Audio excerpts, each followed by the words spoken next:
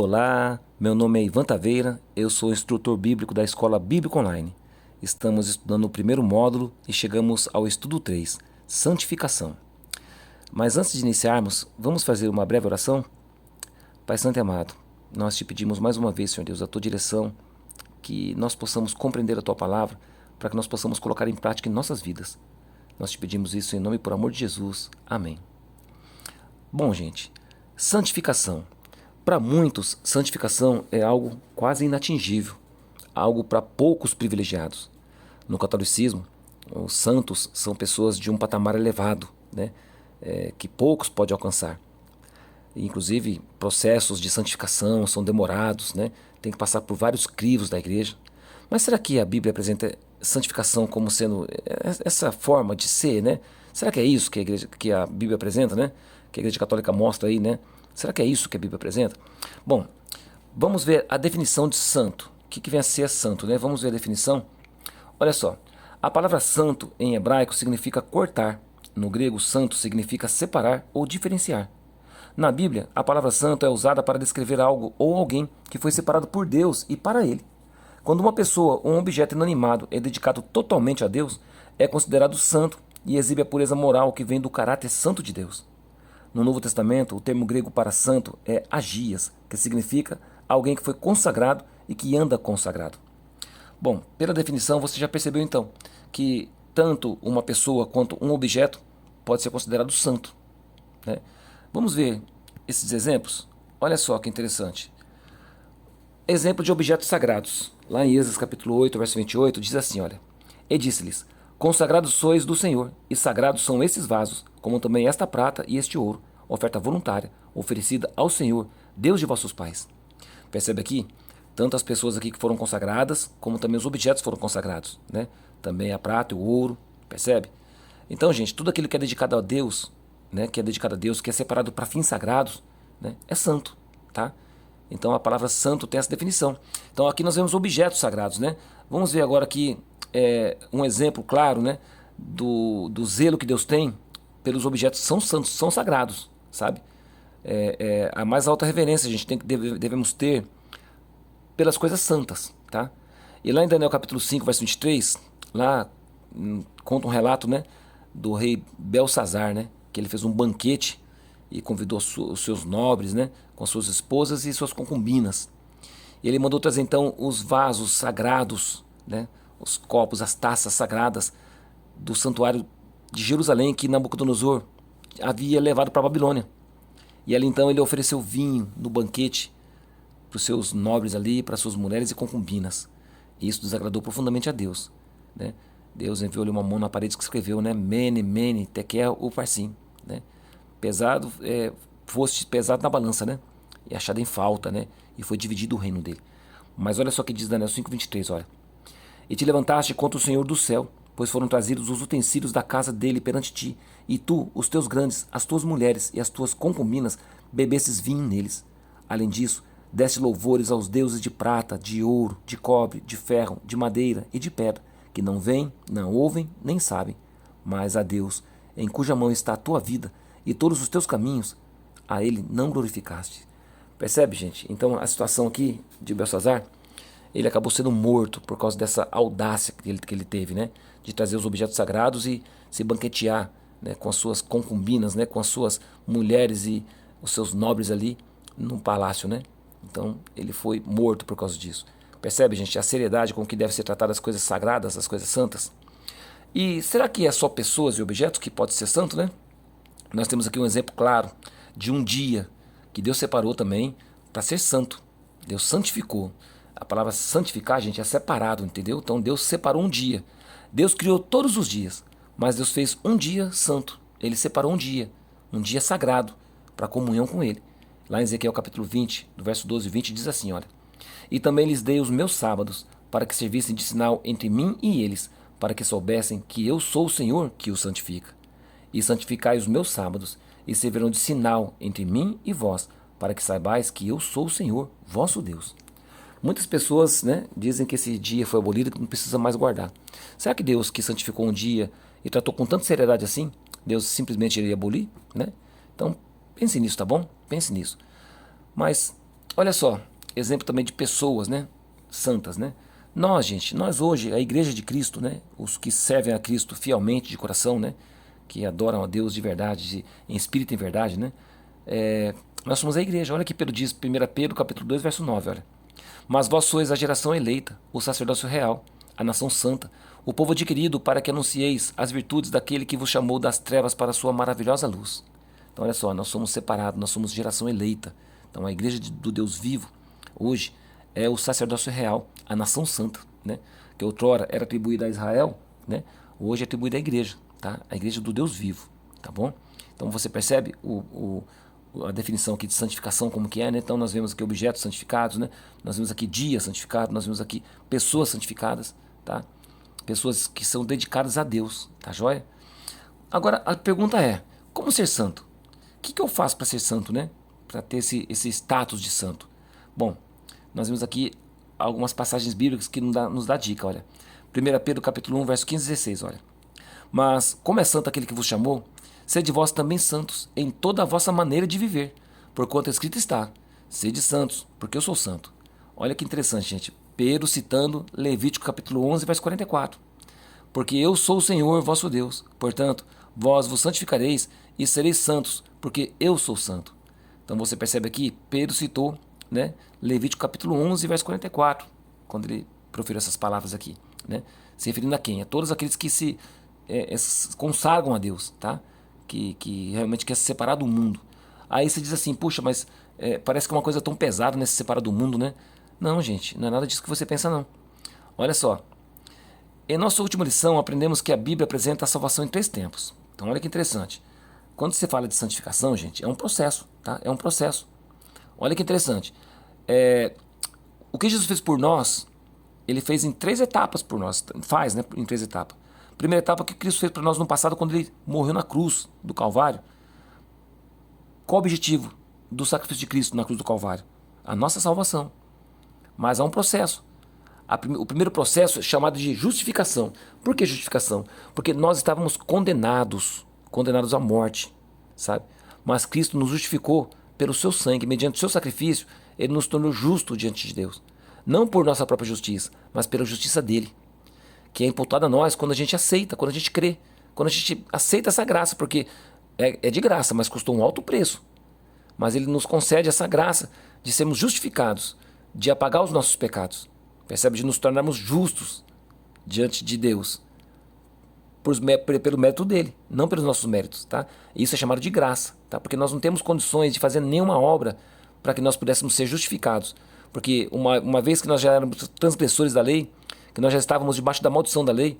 Qual que é a maldição da lei, gente? Quando você está debaixo da maldição da lei, você está condenado. Por quê? Porque a lei diz não adulterarás. Então se você não adultera, a lei não te acusa. Mas se você adultera, você cai debaixo da maldição da lei. Por quê? Porque você se torna um transgressor da lei. E a condenação é a morte. O salário do pecado é a morte. Então o pecado é a transgressão da lei. Percebe? Então uma vez que nós éramos já transgressores, nós não tínhamos nenhum meio de conseguirmos alcançar a justificação. Porque nós já estávamos condenados. Agora quando Cristo vem e morre em nosso lugar, ele nos justifica. Ele nos purifica do nosso pecado. Sabe? Nos transporta para o reino da sua glória. Né? Pela sua graça. Tá? Não por obras nenhuma nossa. Mas o que acontece quando Jesus Cristo nos justifica? Né? O que ele fez isso no passado, na cruz do Calvário. O que acontece agora? O que Cristo faz por nós no presente? Né? Olha só, o que Jesus faz por nós no presente é a obra de santificação, que nos liberta do poder do pecado. Então olha que interessante. Cristo nos libertou da condenação do pecado, nos justificou. Agora, com Cristo Jesus no nosso coração, né? O Espírito Santo habitando em nós, agora nós passamos a nos separarmos para Deus. Agora é o processo de santificação. Quanto tempo demora esse processo de santificação, gente? A vida toda. A vida toda. Sabe? Todos os dias nós precisamos da porção diária do Espírito Santo de Deus. Todos os dias. Sabe? Por quê? Porque é de glória em glória, gente. É de luta em luta. Porque quando você aceita Jesus como seu Salvador e o Espírito passa a habitar em você, agora você passa a ter uma luta espiritual muito grande. Sabe? O Espírito milita contra a carne e a carne contra o Espírito. Então a tendência da carne é para o pecado. Mas nós que morremos para a carne e nascemos por Cristo Jesus agora, né, por uma novidade de vida, agora nós não queremos mais praticar as obras da carne. Agora nós vivemos essa luta interna de não mais aceitarmos as coisas do mundo. De buscarmos o que agora? A cada dia nos santificarmos mais e mais, buscando a comunhão com Deus. Percebe?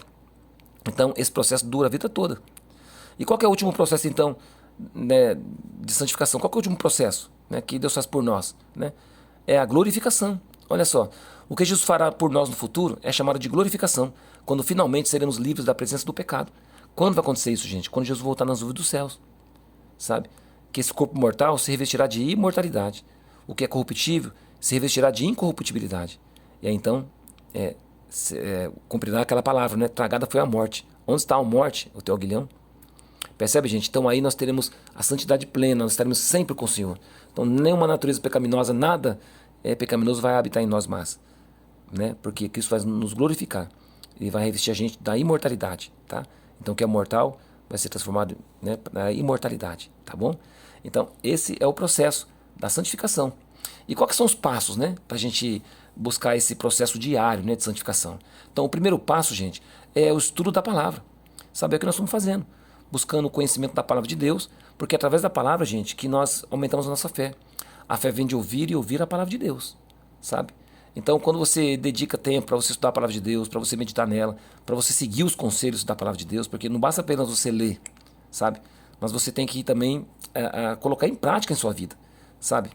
Fazer a experiência própria, pessoal, sabe? Do que você vem aprendendo da palavra de Deus. Olha que diz lá, né? João 17:17, né? Jesus disse essas palavras, olha: santifica-os na verdade, a tua palavra é a verdade. Então, olha só, quando você começa a viver a verdade na sua vida, deixar a mentira de lado, deixar tudo que desagrada a Deus, você passa agora a se santificar, percebe? E a palavra de Deus te dá direcionamento para isso. A partir do momento que você começa a estudar a palavra de Deus, você começa a perceber que Deus vai te guiando, vai te conduzindo, tá bom? E você vai sendo santificado a cada dia no estudo da palavra de Deus. Mas lembre-se, né? Não é apenas ouvir, mas praticar, colocar em prática na sua vida, tá? Esse é o primeiro passo que nós temos, a palavra de Deus, então, o estudo da palavra de Deus. Qual que é o segundo passo? Lá em 1 Tessalonicenses, capítulo 4, verso 3 ao 4, Paulo diz assim: porque esta é a vontade de Deus, a vossa santificação, que vos abstenhais da prostituição, que cada um de vós saiba possuir o seu vaso em santificação e honra. O que é o vaso? Nosso corpo, gente, nosso corpo, sabe? Buscarmos aí, olha, uma vida íntegra, uma vida pura, sabe? Tirar tudo que desagrada a Deus, né? Com relação a pecados sexuais, tudo que é concupiscência da carne, gente. Tudo que é cobiça dos olhos, sabe? Tudo né, que está ligado ao mundo, nós temos que ir desvinculando aos poucos, tá? Mas lembre-se, Deus não te pede para você sair do mundo. Deus pede para você estar no mundo, mas com a mente no céu, com o coração no céu, sabe? Porque nós estamos no mundo, entendeu? Então nós temos que ter o quê? Direcionamento do Espírito Santo para guiar nossas vidas, para que nós não caiamos nas astutas ciladas do inimigo, nas pequenas armadilhas que ele põe em nosso caminho, e a gente às vezes deixamos de lado a palavra de Deus e vamos seguindo nosso próprio caminho, né? Nosso próprio coração, e aí a gente quebra a cara, quebra a cara. Então nós devemos fazer o quê? Meditar sempre, né, na palavra de Deus, e estar em comunhão com Deus, né? Orando a Deus, tá? Para que a gente não caia nessa cilada. E qual que é o terceiro passo, né? O terceiro passo justamente é a comunhão. Olha que João 15, 1, 5 diz, olha, Jesus dizendo, né, olha: eu sou a videira verdadeira, e meu pai é o lavrador. Eu sou a videira, vós as varas. Quem está em mim e eu nele, esse dá muito fruto, porque sem mim nada podeis fazer. Percebe, gente? Sem estar conectado com Cristo, nada podemos fazer. Nada, nada, nada, nada, vezes nada. Percebe? Então é um processo diário e você tem que estar conectado com Cristo. Mas como que você faz? Fala assim, mas Ivan, como que eu posso me conectar com Cristo, né? Olha só, gente, quando você acorda de manhãzinha, você já faz sua oração, você já está se consagrando a Deus. Você está pedindo para que Deus direcione a sua vida. E no decorrer do seu dia, você vai orando a Deus. Nos pequenos momentos que você tem, talvez de provação, ou talvez de ansiedade, ou de angústia, ou de preocupação, ou de algum desejo, algo que você queira fazer, seja no trabalho, seja na faculdade, alguma decisão que você vai tomar, ora a Deus para Ele te direcionar, sabe? Ele vai te guiar, vai te conduzir, né? Para você ter mais paciência, para você ter sabedoria para lidar com certas dificuldades, percebe? Então é comunhão, gente, é todo dia, em todos os momentos, sabe? E quando você começa a viver isso, isso passa a ser uma constante na sua vida, passa a ser um hábito na sua vida, sabe? Hábito de orar em todo tempo, sabe? Como que é em todo tempo? É em toda circunstância que você vai fazer qualquer coisa, você fala, Senhor Deus, eu estou fazendo tal coisa, o Senhor me direciona sobre isso, né? Senhor Deus, eu vou fazer uma viagem agora, eu queria muito pedir a tua proteção, que o Senhor me abençoe na ida, na volta, que de alguma maneira eu possa ser luz para as pessoas que cruzaram meu caminho. Percebe, gente? Então você vai orando a Deus, sabe? Você vai se consagrando a Ele. E esse processo é um processo que vai durar a vida toda, percebe? Mas sobretudo, gente, você tem que ter essa comunhão, tá? Buscando sempre a comunhão com Cristo Jesus. E aí vai se tornando um hábito na sua vida. E Cristo, então, vai fazendo morada no seu coração, vai habitando no seu coração e vai transformando a sua vida, né? De glória em glória. Quarto passo, gente, é um passo muito importante, que muitas pessoas naufragam na fé, justamente por não seguir esse passo, que é a perseverança. Olha que Paulo diz lá em Hebreus capítulo 12, verso 14, olha. Seguir a paz com todos e a santificação, sem a qual ninguém verá o Senhor. Então, esse processo, gente, é um processo diário e exige de nós perseverança, sabe? Você vai passar por provações? Vai. Você vai passar por tribulações? Vai. Então, persevera. Vai passar por momentos de desânimo? Vai também. Vai passar por momentos que você vai achar que sua fé não muda mais a sua vida, não transforma mais você? Vai. Mas aí você tem que se lembrar que o seu coração é enganoso, que a palavra de Deus diz claramente pra gente. Enganoso é o coração do homem.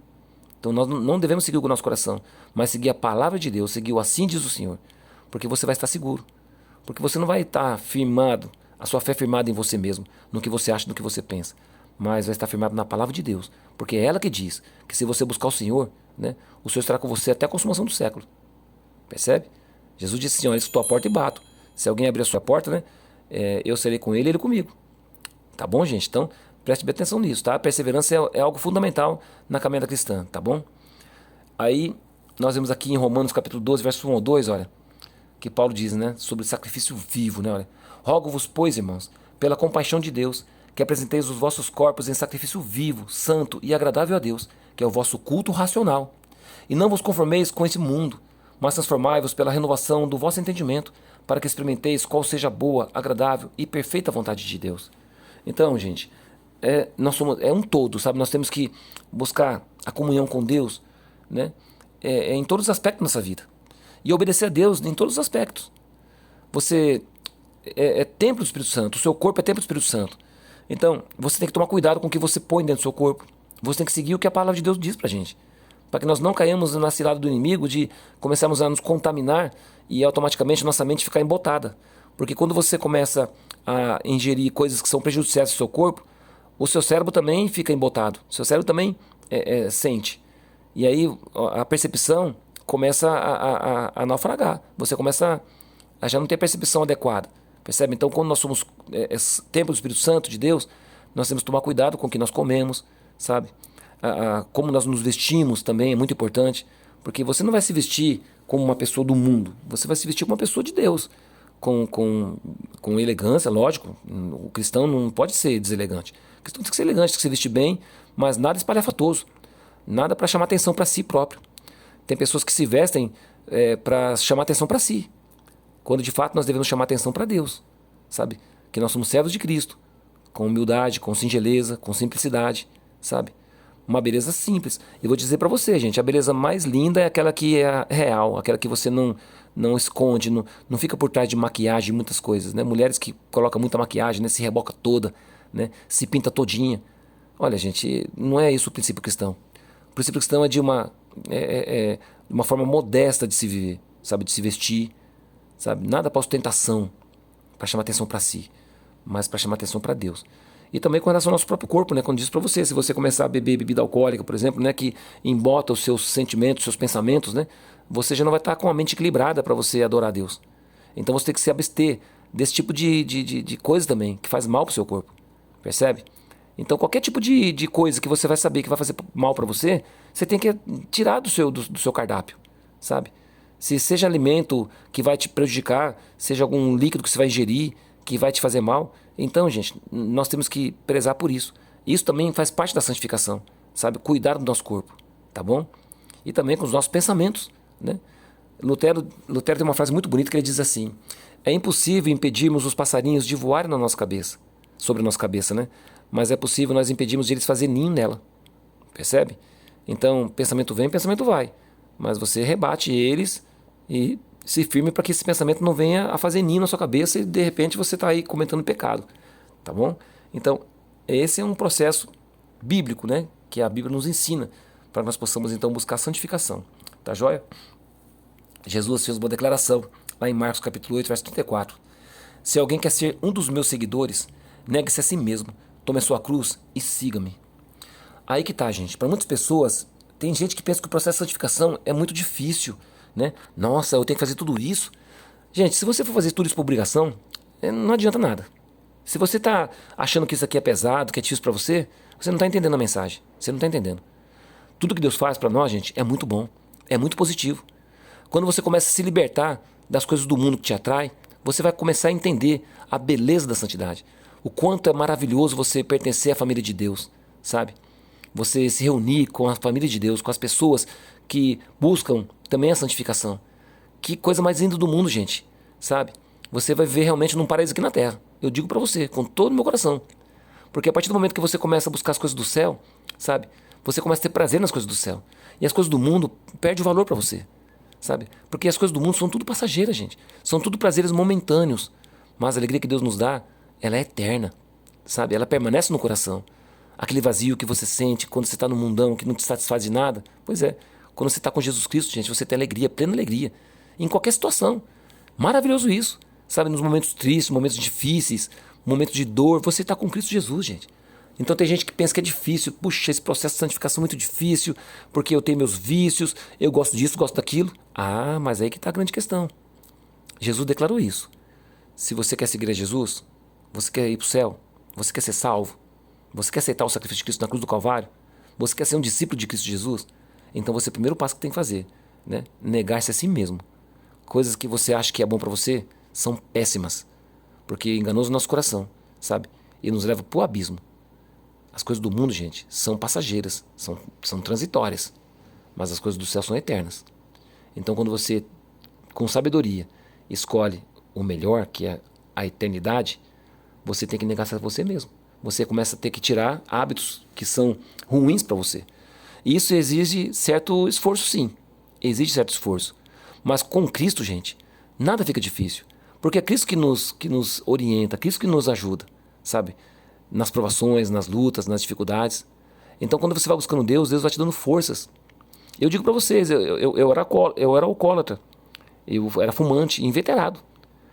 E eu queria parar de fumar, mas não queria parar de beber. Então eu pedi para Deus me tirar o cigarro. E olha, foi tão difícil para mim parar de fumar que eu amassava o cigarro, depois ia lá pegava de volta, sabe? Foi uma luta.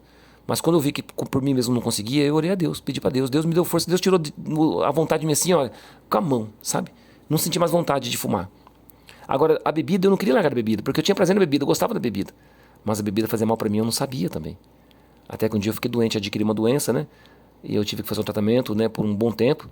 E os medicamentos que eu tomei para a cura desse problema de saúde que eu tive, eu não poderia beber nada de álcool. Então, o que eu achei que era ruim para mim, a doença que eu achei que era ruim para mim, se tornou em bênção. Porque Deus, de uma forma tão espetacular, Deus tirou de mim o vício da bebida. Porque a partir do momento que eu tive que parar de beber para tomar os medicamentos, né, eu realmente não tive mais vontade de beber. Deus tirou de mim isso. Você vê que coisa maravilhosa? Então, não foi tão pesado que nem eu imaginei. Então, Deus trabalha, gente, quando você permite, tá? Então, você tem que fazer o quê? Tomar a cruz de Cristo. Negar-se a si mesmo e seguir Ele, tá bom?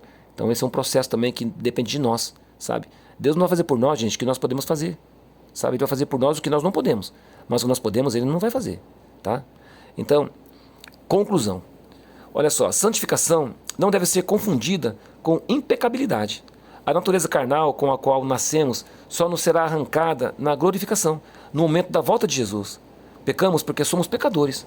Essa é a tendência natural de todo ser humano. Logo, a verdadeira santidade só pode ser alcançada pela perseverança em estar ao lado de Cristo.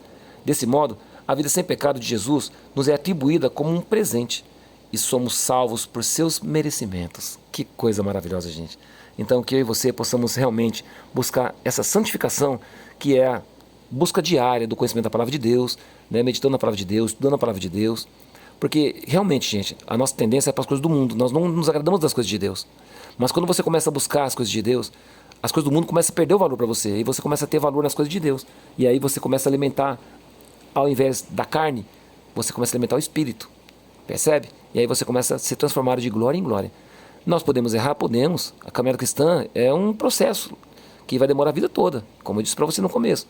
Só que cabe a nós perseverarmos, porque a palavra de Deus diz assim, olha, aquele que persevera até o fim, esse receberá a coroa da vida. Então, que eu e você possamos ser essas pessoas perseverantes. Que Deus te abençoe. Um grande abraço do seu amigo Ivan.